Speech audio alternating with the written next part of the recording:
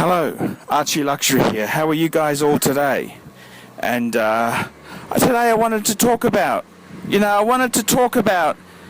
how do you find, are you ever tempted when life gets a bit tough to sell off some of your luxury goods? And I'm a contractor. I've just been doing the starve over the Christmas break. And have you been tempted to sell shit off? Have you had to sell shit off? And this is a question I want to ask my viewers there. And if you can't pay bills, there's no point having a Patek in the bank safe. You got to make your money work for you. If you're not surviving, you got to take drastic measures. And I want to talk to my viewers there. Have you been put into a position where you've had to let beautiful watches go, or luxury goods? Or do you do other things like not buy new clothing? Maybe work out a installment plan for some of your debts. What do you do when things get really tough there? What makes you decide to sell a piece off? How do you pick a piece? And I want to talk to the viewers there. What do you do, guys, when you get really, really tight for money? And I can tell you from experience, many years ago, when my small business went bad, it became a small business disaster story. I remember I sold off my Rolex President, my 18238. And you don't know something? That was a mistake. I should have fucking kept the watch. I sold it for $14,500, and it really didn't, actually $13,500, and it was a stupid thing. It made me incredibly depressed, and the money, it didn't really, I could have fucking managed my way out of it, and it would have been a great fucking rock to keep for yourself as a bit of motivation to keep going.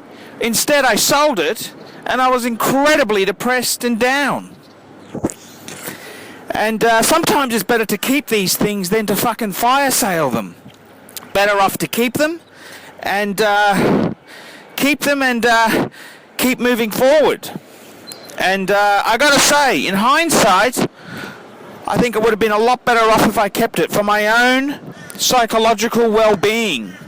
I'd have been a lot more stable if I would have kept that 18238 with diamond dial. I should have said, no, I'm not selling my watches, I'm keeping my President. Fuck it. But I sold it, and I got incredibly depressed. And I know now in life, I'd probably never sell any of my Pateks. I'll declare bankruptcy before I sell my Pateks off.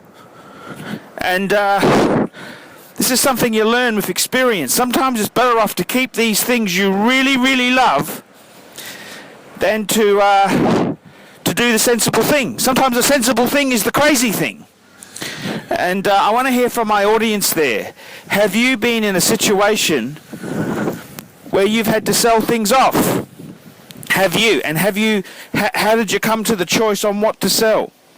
And I can remember years ago, there was a Rolex 1680 on eBay, a plastic Submariner, date Submariner. And it belonged to a Vietnam veteran who'd been in Nam and did this, did that. And he was selling it to pay for his divorce. What a nasty, nasty thing to be put into a position where he's selling it off to pay lawyers from his divorce settlement. What a horrible situation to be in. And I want to hear from the audience there. What have you had to sell off when times got tough?